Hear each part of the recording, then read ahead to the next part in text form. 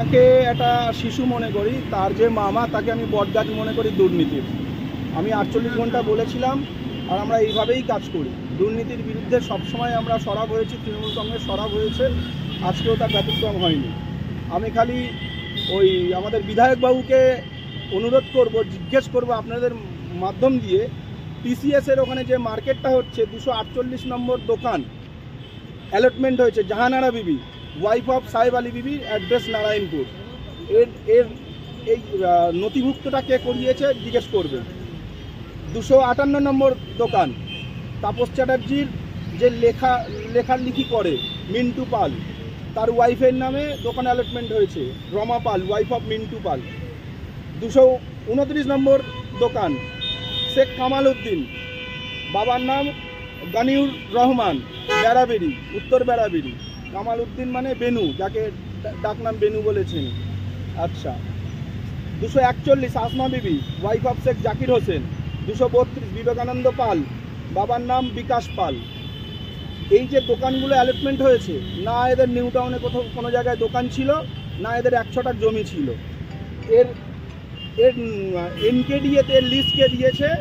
আমি বললাম আপনারা এবার খোঁজ নিন, আর ক্ষমতা থাকলে তাপসবাবু ওনার 21-এ আসার বিধায়ক হওয়ার পর থেকে যা যা দোকান ডিস্ট্রিবিউট হয়েছে, উনি যেহেতু এই বিধানসভার চেয়ারম্যান, সেই সুবাদে এনকেডিএর গুরুত্বপূর্ণ একজন সদস্য, যদি দুর্নীতির সঙ্গে জড়িত না থাকে উনি দোকানের লিস্টগুলো রিলিজ করুক। আর একটা নাম, প্রখ্যাত ফুটবলারের ওয়াইফের নামে দোকান অ্যালটমেন্ট হয়েছে, তবে সেই প্রখ্যাত ফুটবলারটা ব্লকের নয়।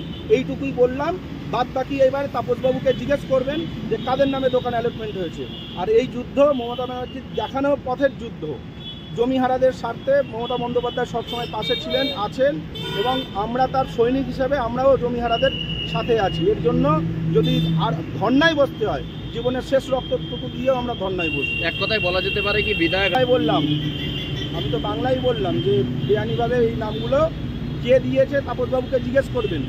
সাহেব আলীর স্ত্রী Jahanara Bibi, Rama Pal, wife of Mintu Pal, Sheikh Kamal Uddin, nickname Benu, উত্তর বেড়াবেড়িতে থাকে। এদের কি কোনো জায়গায় দোকান ছিল নিউ টাউনে অস্থায়ী, না 100টা জমি গেছে?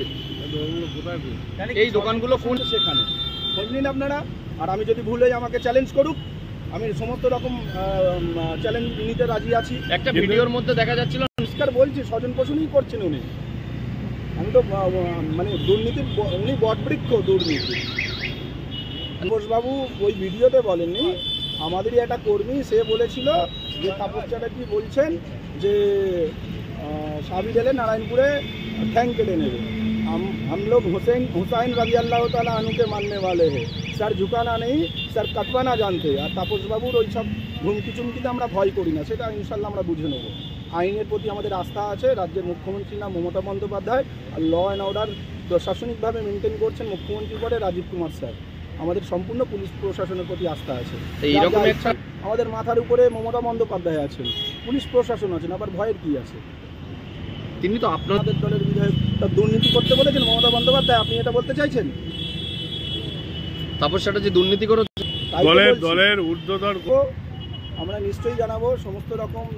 মমতা বন্দ্যোপাধ্যায় সবসময় বামফ্রন্ট সরকার যখন জমি নিয়েছিল, সেই জমিহারাদের কিছুটা হলো দুঃখ মোচন করার জন্য উনি তাদের জমিহারাদের দোকান দিচ্ছেন, মমতা বন্দ্যোপাধ্যায় দিচ্ছেন। আর নিচে থেকে এই সমস্ত কয়েকজন মানে হারমাপ, যারা অ্যাকচুয়ালি তৃণমূল না, বিভিন্ন অন্য জায়গা থেকে এসছেন কাজ করবেন বলে দিদিকে বারবার বলেছিলেন, নিয়েছিলেন।